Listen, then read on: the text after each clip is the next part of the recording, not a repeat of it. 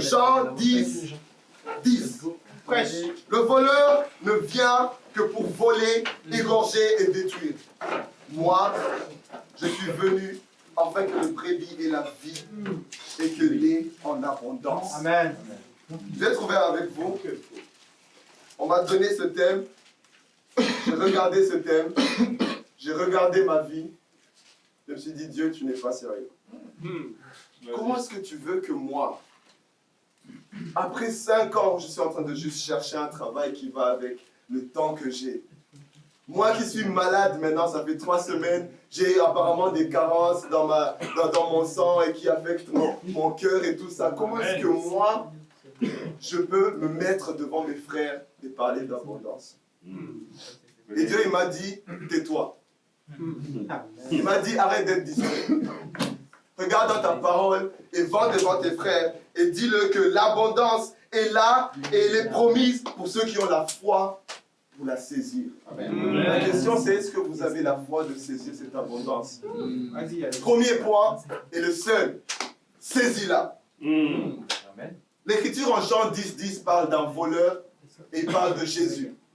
Pour voir c'est qui le voleur, on regarde au verset 1. Il dit en vérité, je vous le dis, celui qui n'entre pas dans l'enclos de brebis par la porte, mais s'y introduit par d'autres endroits, est un voleur, c'est un brigand.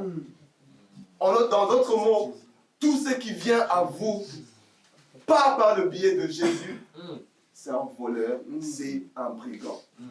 Et là, je parle de tout, même votre santé, même les opportunités, même votre travail, même la femme que tu penses que c'est la femme de tes rêves, même le truc, tout ce que vous êtes en train de chercher dans le monde qui ne vient pas de Jésus est là pour vous égorger, pour vous tuer, pour vous détruire. J'ai dû apprendre ça the hard way. Je m'étais investi dans beaucoup de choses. Quelques semaines après la télé d'hiver de l'année dernière, premier travail de 2022. J'ai un travail, je vais à Barcelone, je me dis, ah là, je vais vivre ma meilleure vie, je vais être bien payé, c'est juste un week-end, je suis payé en milliers d'euros. Mais en Barcelone, c'est l'endroit où j'ai lutté le plus avec l'immoralité sexuelle, avec les abus de drogue. Tout de suite après, je reviens, ça me prend longtemps pour être ouvert. Après la grâce de Dieu, je suis ouvert. Deuxième emploi, tu vas en Irlande. Je vais à Derry, je me dis, ok, là, ça va être bien, je vais pouvoir me gérer et tout ça. C'est là où Dieu va me donner cette abondance. Mais encore une fois, je lutte avec l'alcool, je lutte avec tout ce qui est abus. Vas-y, frère. Et là, je me dis, l'abondance, je peux la trouver ailleurs. Mais Dieu me dit, tous tes rêves, tout ce que tu penses qui est en dehors de moi, c'est de l'ordure. Et c'est la même chose que je veux vous dire aujourd'hui. Tout ce que vous êtes en train de chercher dans le monde, qui ne vient pas de Dieu, c'est de l'ordure.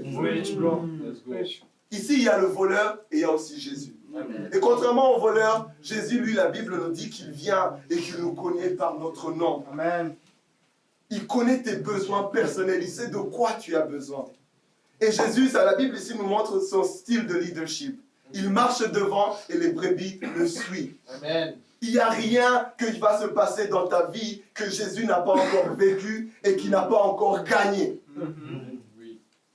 Et aujourd'hui, pour vous dire, l'abondance, c'est quoi? L'abondance, ce n'est pas dans le matériel. Non. Ce n'est pas dans ce que vous êtes en train de vivre, ce n'est pas dans votre santé physique ou mentale ou émotionnelle. L'abondance, c'est cette relation avec Jésus. L'abondance, c'est chaque pas que vous passez avec Jésus.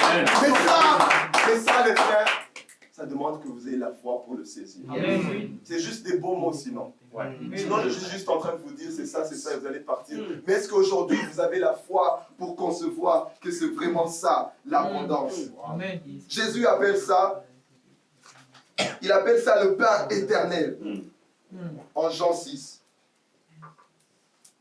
Jésus appelle ça, il dit, il promet que si vous le cherchez de tout votre cœur en Psaume 119, vous allez avoir un bonheur qui ne dépend pas des choses que vous avez et que vous n'avez pas.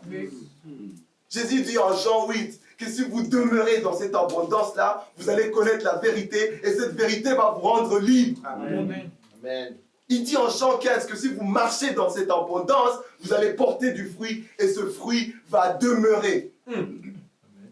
La question c'est est-ce que vous avez la foi pour voir que Jésus est l'abondance que vous cherchez? Est-ce que vous avez la foi pour saisir cette abondance? Vas-y.